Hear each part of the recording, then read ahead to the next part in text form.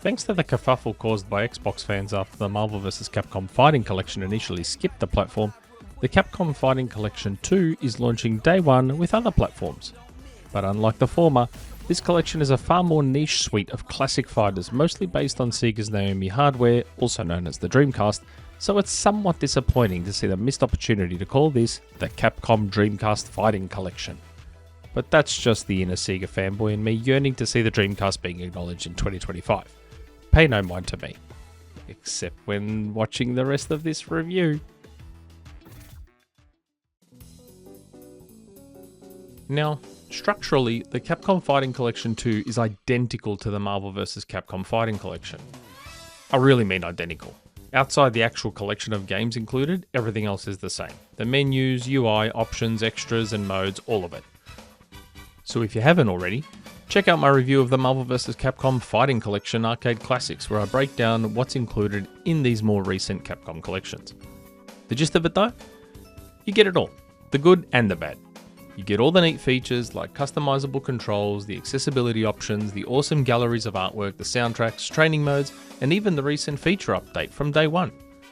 I strongly recommend upping the internal resolution by 2 for the games that support it. It makes a tangible difference on the 3D games and the games with 3D backgrounds. But yes, you also still get the absolutely criminal single save state that works across the entire collection. How they managed to actually go to the effort to release an update for these collections, which they never ever do mind you, but then not address arguably the single biggest issue is beyond me. But anyway, this time around the games involved are Capcom vs SNK Millennium Fight 2000 Pro, Capcom vs SNK 2 Mark of the Millennium 2001, Capcom Fighting Evolution, Street Fighter Alpha 3 Upper, Power Stone, Power Stone 2, Project Justice, and Plasma Sword Nightmare of Bilstein. But let's be real, this is, for all intents and purposes, as I mentioned earlier, a Dreamcast fighting game collection, and I absolutely adore it for that.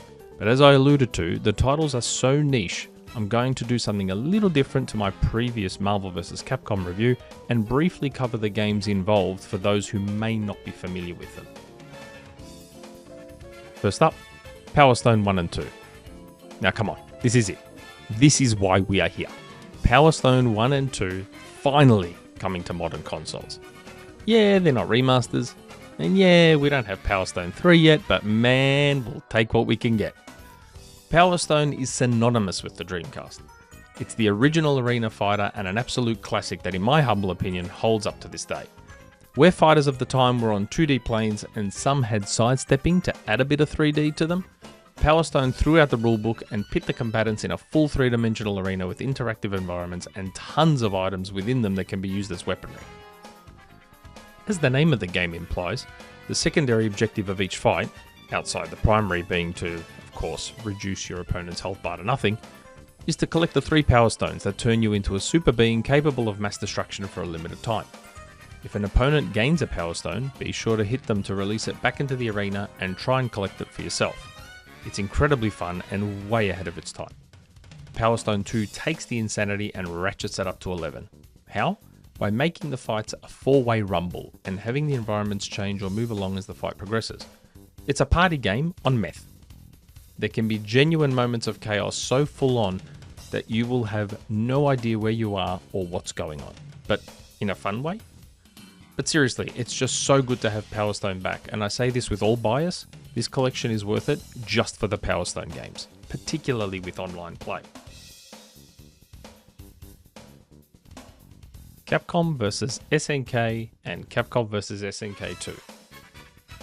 You have to understand, before 2000, or technically 1999, the idea of a crossover fighter between competing fighting game developers was just unheard of. When Capcom vs SNK Millennium Fight was announced, it was a big deal. The execution of both these games was ultimately excellent. Capcom vs SNK took the SNK 4-button approach, and Capcom vs SNK 2 took the Capcom 6-button approach. Both then melded bits and pieces from both Street Fighter and Fatal Fury histories to create something pretty special. The real uniqueness of the titles was in the ratio and groove systems. In the first game, how many characters you could pick for your team depended on the characters you chose and their strength rating. The stronger the characters, the smaller your team. so expert players would study and learn the best balance that works for them. I just always chose Terry and Ryu.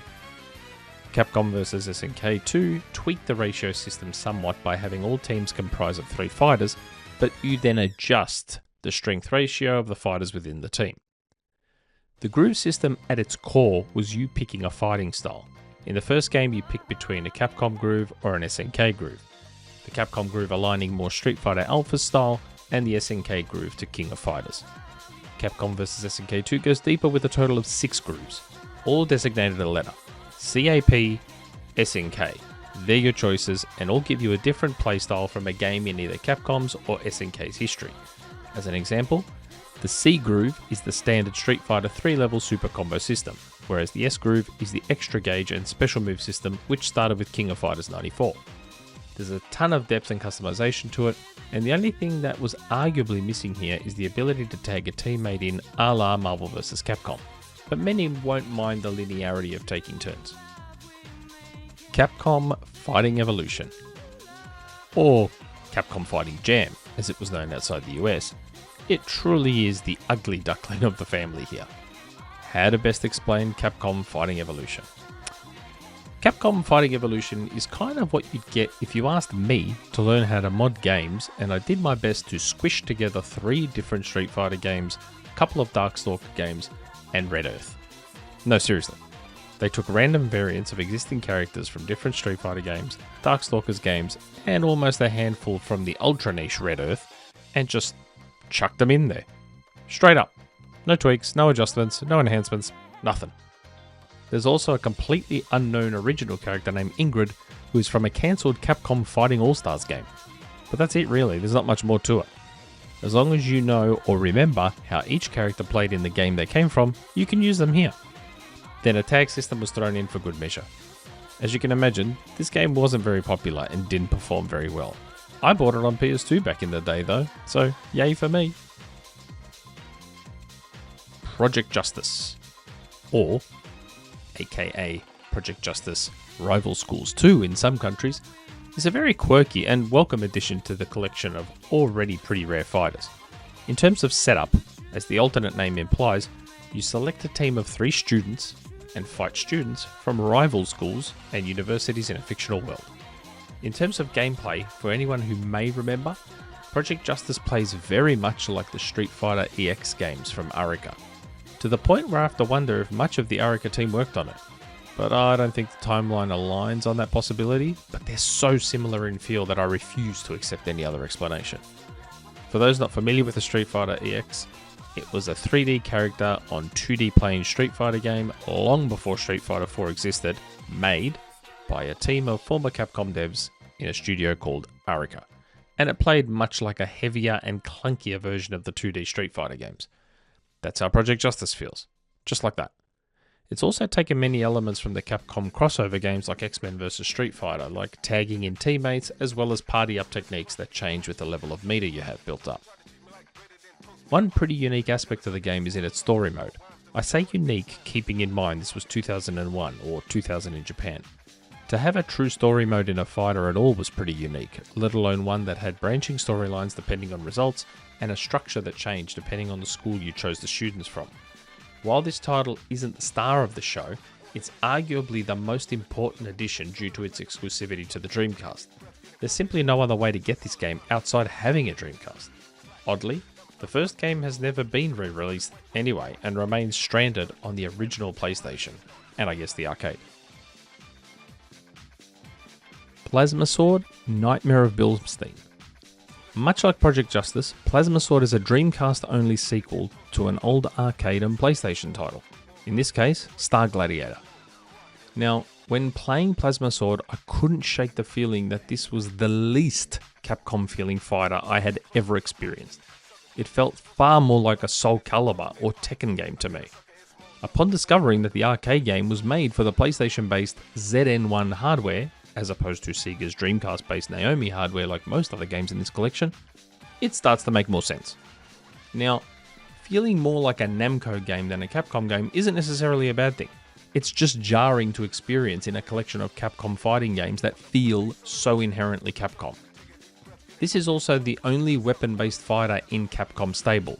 and of course its predecessor, which also gives it quite a point of difference. To further separate itself from its relatives, Plasma Sword also uses a completely different control scheme to traditional Capcom fighting games. As opposed to the more traditional light, medium, and heavy variants of punches and kicks, you have 2 separate attack buttons, a dedicated kick button, and a sidestep button, allowing the player to make use of the 3D space, much like Soul Calibur, Tekken, and Virtua Fighter. Outside that, much of the rest of the combat involves the stuff you've grown accustomed to in Capcom fighters post this era.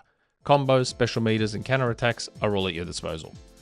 Like Project Justice, this is a very welcome addition to the lineup, both due to how different it is and how impossible it is to access this game any other way outside of owning a Dreamcast. Now we come to the strangest game in this collection, Street Fighter Alpha 3 Upper. Why is it so strange? Because it's very clearly the odd game out in that it's quite mainstream, has been ported to way more retro platforms, making it easier to get, is already in far more recent Capcom fighting game collections, and it's missing the awesome World Tour and dramatic battle mode seen in other versions of the game. The only reason I can think of for its inclusion is the fact that its fighting system is the basis for so many of the games included in this collection. Other than that, I'm not sure, because this is already accessible via the Street Fighter 30th Anniversary Collection and the Capcom Arcade Second Stadium. Having said that, the Game Boy Advance was the only way to play Street Fighter Alpha 3 Upper previously, so maybe they just threw it in there to have a modern port of that. But I suspect Alpha 3 doesn't need much of an introduction. It's the closest thing to quote-unquote Street Fighter Smash as we've had. It has a massive roster spanning a bunch of Street Fighter games, including Final Fight, which is technically canonically Street Fighter. It introduced the concept of isms, which gave the player the choice on the type of fighting style you wanted to use. These isms came from Street Fighter Alpha, the A-ism, Street Fighter Alpha 2, the V-ism, and Street Fighter 2 Turbo, the X-ism, which each worked just like the game they were inspired by.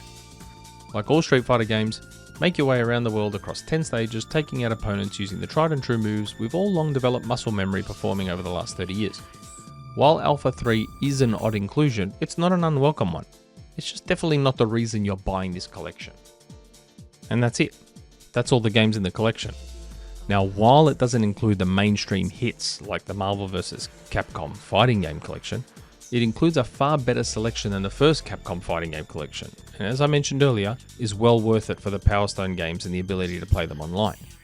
Speaking of which, unlike my time reviewing Marvel vs. Capcom collection, I actually managed to play a few games online here surprisingly, and I was actually very pleasantly surprised at the experience. The rollback netcode worked admirably, and I had a blast experiencing Power Stone online for the first time. Given the rarity of these games, players should really appreciate the contents of the gallery and music within the museum. And this is the only way to get these games at home, outside of Dreamcast, PSP, or emulation. So I strongly encourage fighting game fans to jump in and absolutely lose themselves in the Power Stone world. But play the other games too. And as always, if you like what we do, please like, subscribe, follow us on our socials, and if you think you can spare a coffee a month, support us on Patreon. And don't forget to visit XboxEra.com for more. Ciao for now.